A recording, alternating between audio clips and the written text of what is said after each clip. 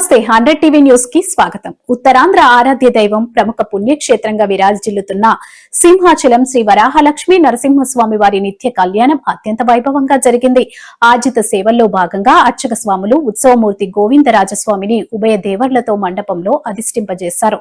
నిత్య కళ్యాణంలో పాల్గొన్న భక్తులు గోత్రనామాలతో సంకల్పం చెప్పి పంచరాత్రగమ శాస్త్రం విధానంలో విశ్వక్సేన ఆరాధన పుణ్యవచనాలతో కార్యక్రమానికి శ్రీకారం చుట్టారు. కంకదన ధారణ, నూతన యజ్ఞోపవీత సమర్పణ, జీలకర్ర బెల్లం, మాంగళ్య ధారణ, తలంబ్రాల ప్రక్రియలను కమనీయంగా జరిపించారు. మంత్రపుష్పం, మంగళ శాసనాల తర్వాత భక్తులకు వేద ఆశీర్వచనాలు, శేషవస్త్రాలు, స్వామివారి ప్రసాదాలను అందించారు. అనంతరం స్వామివారి అంతరాలయ దర్శనం కల్పించారు.